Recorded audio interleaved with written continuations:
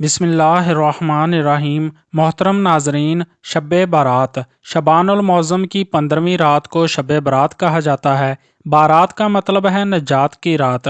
इस रात की खसूसियत यह है कि इस रात में अल्लाह ताला अपने नेक बंदों को अपनी खसूसी रहमत से नवाजता है। इस रात में हर अमर का फैसला होता है और अल्लाह ताला अपनी मखलूक में रिज़्क तकसीम फरमाते हैं और पूरे साल में अपने बंदों से सरजद होने वाले अमाल और पेश आने वाले वाक़यात से अपने फरिश्तों को बाखबर करते हैं। शब बारात की रात इमाम अली अलैहिस्सलाम नमाज के बाद घर की तरफ जा रहे थे।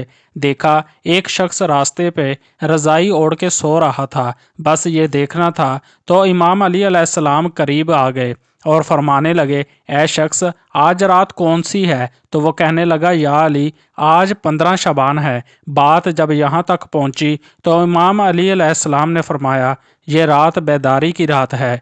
मैंने अल्लाह के रसूल सल्लल्लाहु अलैहि वसल्लम से सुना है कि इस रात अल्लाह आसमानों के फरिश्तों को हुक्म देता है कि जाओ ज़मीन की तरफ, और वो फरिश्ते हज़रत मिकाईल, हज़रत इज़राइल के पीछे होते हैं। हज़रत मिकाईल और हज़रत इज़राइल हर घर में आते हैं, क्योंकि अल्लाह का हुक्म होता है कि इस रात अगर कोई मेरा बंदा अपने गुनाहों के लिए पछताए और मुझसे आने वाले वक्त में अच्छे अमाल का वादा करे तो मिकाईल इसकी तकदीर में तरमीम करके आने वाले साल में ज़्यादा से ज़्यादा रिज़्क और फरावानी लिखना। और अल्लाह का इज़राइल के लिए हुक्म होता है कि ए इज़राइल, हर घर जाके देख, आने वाले साल में जिस जिस घर में जो मरने वाला है इसे बता के बेदार होके अपने अल्लाह की इबादत कर, क्योंकि बाकी इसकी ज़िंदगी में इतनी सांसें और इतनी धड़कनें मौजूद हैं। अगर कोई मेरा बंदा इस रात अपनी ज़िंदगी में मेरी इबादत के लिए मुझसे मोहलत मांगे तो इसकी ज़िंदगी में फरावानी लिखना, और अगर वो आने वाली ज़िंदगी में मुसीबतों और बीमारियों से निजात मांगे तो इसकी आने वाली ज़िंदगी से हर मुसीबत को ख़त्म कर देना। ऐ शख्स, इस रात तुम्हारे परवरदिगार का हुक्म होता है कि ऐ फरिश्तों, जाओ हर घर में निगाह डालो। आज की रात किसी भी इंसान की कोई भी दुआ रद्द ना होने पाए। हज़रत आयशा सदीक़ा रज़ी अल्लाह ताला अन्हा फरमाती हैं कि हजूर सरवर कौनैन सल्लल्लाहु अलैहि वसल्लम ने मुझसे इरशाद फरमाया, ए आयशा, क्या तुम नहीं जानती कि आज की ये शब शाबान की शब है? ये रात 1000 रातों से अफजल है। एक ऐसी रात है जब अल्लाह ताला अपनी मखलूक के बनी कलब की बकरियों के बालों के बराबर गुनाहों को बख्श देते हैं और दोज़ख से आज़ाद फरमाते हैं, सिवाय 6 लोगों के। पहला शराब का आदी, दूसरा वालदैन का नाफरमान, तीसरा ज़ना करने वाला, चौथा किता ताल्लुक़ करने वाला, पांचवा फितनाबाज और छठा चुगलखोर। हज़रत अबू बकर सदीक रज़ी अल्लाह ताला अन्हो से रवायत है, वो फरमाते हैं कि रसूलुल्लाह सल्लल्लाहु अलैहि वसल्लम ने फरमाया, उठो शाबान की 15वीं रात को, इसलिए कि यकीनन ये रात मुबारक रात है। इस रात को अल्लाह ताला अपने बंदों से फरमाते हैं, है कोई ऐसा जो मुझसे बख्शिश तलब करे और मैं इसे बख्श दूं, और तंदुरुस्ती मांगे और मैं इसे तंदुरुस्ती दूं? है कोई मोहताज कि आसूद हाली चाहता हो तो इसको आसूदा कर दूं? चुनाचे सुबह तक अल्लाह ताला यही इरशाद फरमाते हैं हत्ता कि फजर हो जाती है। हज़रत अली रज़ी अल्लाह ताला अन्हो से रवायत है कि रसूलुल्लाह सल्लल्लाहु अलैहि वसल्लम ने फरमाया, जब शबान की 15वीं रात हो तो क़याम करो और दिन को रोज़ा रखो, क्योंकि निसफ शबान की रात सूरज गरूब होते ही अल्लाह ताला आसमान की तरफ नज़ूल फरमाते हैं और 4 लोगों को छोड़कर बाकी सब की बख्शिश कर देते हैं। इन 4 लोगों में सबसे पहले नंबर पर वो है जो मुशरिक हो, यानी अल्लाह पाक की ज़ात मुबारका में गैरुल्लाह को शरीक करता हो। दूसरा वो जो अपने दिलों में दूसरों के लिए कीना रखता हो। तीसरा वो जो रिश्तेदारों से किता ताल्लुक़ करता हो। चौथा नंबर पर बदकार औरत और मसलसल शराब पीने वाला। ऐसा हरगिज़ नहीं, इन लोगों की कभी बख्शिश नहीं हो सकती, बल्कि ये सबब है कि ये अपने गुनाहों से सच्चे दिल से तौबा कर लें, क्योंकि तौबा करने की तौफीक अल्लाह ताला की तरफ से है। बस जब तुम्हारे दिलों में ये ख्याल गालब आ जाए कि मैंने अपनी ज़िंदगी में बेशुमार गुनाह कर लिए, तो तौबा कर लो। पाक है वो ज़ात जो तुम्हें तौबा करने की तौफीक दे, तो इस बुरी आदत से तुम्हारा छुटकारा भी मुमकिन बना देगी। बस तुम अपने रब की तरफ रजू करने में देर ना करो। एक मरतबा ईसा अलैहिस्सलाम किसी पहाड़ी के पास से गुजर रहे थे कि आपकी नज़र एक अजीबो गरीब झोंपड़ी पर पड़ी। आप रुक कर हैरत से इसे देखने लगे। अल्लाह ताला ने वही नाज़िल फरमाई और इरशाद फरमाया, اے عیسیٰ کیا میں اس سے زیادہ عجیب چیز تم پر ظاہر نہ کر دوں؟ عرض کیا جی ہاں ضرور۔ چنانچہ اس جھونپڑی میں سے ایک بزرگ ہاتھ میں عصا لیے باہر آئے۔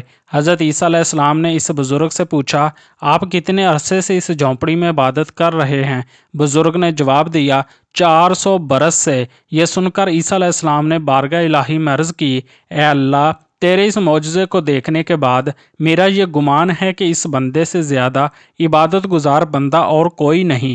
اللہ تعالیٰ نے ارشاد فرمایا اے عیسیٰ میرے محبوب نبی کے امتی کا شعبان کے مہینے کی آدھی رات کی عبادت میں 2 نوافل نماز ادا کر لینا اس بزرگ کی 400 برس کی عبادت سے افضل ہے۔ حضرت ابو ہریرہ رضی اللہ تعالیٰ عنہ فرماتے ہیں کہ حضور اکرم صلی اللہ علیہ وسلم نے فرمایا میرے پاس آدھی شعبان کی رات میں جبرائیل امین علیہ السلام تشریف لائے اور عرض کرنے لگے اے اللہ کے رسول اپنا سر مبارک آسمان کی طرف اٹھائیے۔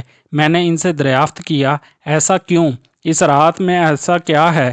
جبرائیل علیہ السلام فرمانے لگے یہ وہ رات ہے جس رات اللہ تعالیٰ رحمت کے 300 دروازے کھول دیتے ہیں اور ہر انسان کو بخش دیتے ہیں جس نے اس کے ساتھ کسی کو شریک نہ ٹھہرایا ہو، بشرط یہ کہ وہ جادوگر نہ ہو، سود خور نہ ہو، زانی نہ ہو، شراب کا عادی نہ ہو۔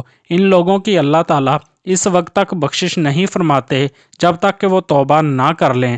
ماہ شب کی 15ویں شب کے بارے میں آپ صلی اللہ علیہ وسلم فرماتے ہیں اے عائشہ کیا تم جانتی ہو اس رات میں کیا ہوتا ہے؟ عرض کیا یا رسول اللہ بتلائیے اس میں کیا ہوتا ہے؟ آپ نے فرمایا اس رات کی فضیلت یہ ہے کہ آدم علیہ السلام کی اولاد میں سے جو شخص اس سال پیدا ہوگا اور جو اس سال میں مرے گا اس کا مرنا اور پیدا ہونا لکھا جاتا ہے، اور جو فرشتے ان کاموں پر مقرر ہیں ان کو اس امر کی اطلاع دی جاتی ہے، اور جتنا رزق مخلوق کو اس برس میں ملے گا سب لکھ دیا جاتا ہے۔ اور اس 15ویں رات اللہ تعالیٰ سورج ڈوبتے ہی اس دنیا کے اوپر جو آسمان ہے اس پر تشریف لے آتے ہیں اور ارشاد فرماتے ہیں کہ ہے کوئی جو مجھ سے بخشش کا طلبگار ہو، رزق چاہتا ہو، مصیبت کا مارا ہو، دعا کرے تو میں اس کی مصیبت کو دور کر دوں گا۔ اسی طرح صبح ہونے تک ارشاد فرماتے ہیں پس بندوں کو چاہیے کہ اس رات خوب عبادت کریں، اپنے گناہوں کی معافی مانگیں اور 15ویں کا روزہ رکھیں۔ اللہ تعالیٰ اس رات میں اپنی مہربانی سے بے شمار بندوں کو بخش دیتا ہے مگر کافر، مشرک، کینہ رکھنے والا اور قاتل کو نہیں بخشتا۔ حضرت عائشہ رضی اللہ تعالیٰ عنہا نے فرمایا ایک رات میں نے رسول اللہ صلی اللہ علیہ وسلم کو بستر پر نہ پایا تو میں پریشان ہو گئی۔ میں آپ کی تلاش میں گھر سے باہر نکلی، میں نے دیکھا کہ بقیع کی قبرستان میں موجود ہیں اور آپ کا سر مبارک آسمان کی طرف اٹھا ہوا ہے۔ اس رات اللہ تعالیٰ آسمان پر تشریف فرماتا ہے اور بنی کلب کی بکریوں کے بالوں کے برابر انسانوں کو دوزخ سے آزاد کرتا ہے۔ پھر فرمایا کیا تم آج رات مجھے عبادت کی آزادی دیتی ہو؟ میں نے عرض کیا ضرور۔ پھر آپ نے نماز پڑھنا شروع کر دی اور قیام میں تخفیف کی سورہ فاتحہ اور ایک چھوٹی سی آیت پڑھی اور پھر آپ سجدے میں چلے گئے، پھر آدھی رات تک سجدے میں رہے، پھر کھڑے ہو کر دوسری رکعت پڑھی اور پہلی رکعت کی طرح اس میں بھی قرات فرمائی اور چھوٹی سورت پڑھی اور پھر آپ سجدے میں چلے گئے۔ یہ سجدہ صبح تک جاری رہا۔ میں دیکھتی رہی جب آپ کو سجدے میں گئے زیادہ دیر ہو گئی تو مجھے اندیشہ ہو گیا کہ کہیں اللہ تعالیٰ نے اپنے رسول صلی اللہ علیہ وسلم کی روح مبارک کو قبض تو نہیں کر لیا۔ پھر جب میرا انتظار طویل ہو گیا، بہت دیر ہو گئی، تو میں آپ کے قریب پہنچی اور میں نے رسول اللہ صلی اللہ علیہ وسلم کے تلووں کو چھوا تو آپ نے حرکت فرمائی تو میں نے خود سنا آپ سجدے کی حالت میں یہ الفاظ ادا فرما رہے تھے الہی میں تیرے عذاب اور بخشش کی پناہ میں آتا ہوں، تیرے قہر سے تیری رضا کی پناہ میں آتا ہوں، تجھی سے پناہ چاہتا ہوں، تیری ذات بزرگ و برتر ہے، میں تیری شایان شان ثنا بیان نہیں کر سکتا، تو آپ ہی اپنی ثنا کر سکتا ہے اور کوئی نہیں کر سکتا۔ صبح کو میں نے عرض کیا کہ آپ سجدے میں ایسے کلمات ادا فرما رہے تھے کہ ویسے کلمات آپ کو ادا کرتے ہوئے میں نے کبھی نہیں سنا۔ حضور صلی اللہ علیہ وسلم نے دریافت فرمایا کیا تم نے ادا کر لیے؟ میں نے عرض کیا جی ہاں۔ آپ نے فرمایا خود بھی یاد کرو اور دوسروں کو بھی سکھا دو، کیونکہ جبرائیل علیہ السلام نے سجدے میں مجھے ان کلمات کو ادا کرنے کا حکم دیا تھا۔ محترم ناظرین، یہ بہت بابرکتوں والی رات ہے، اسے سو کر مت گزاریے گا۔ اللہ سے اپنے گناہوں کی توبہ ضرور کیجیے گا۔ پھر ملتے ہیں انشاءاللہ ایک اور نئی ویڈیو کے ساتھ، تب تک کے لیے دیجیے اجازت۔ اللہ حافظ۔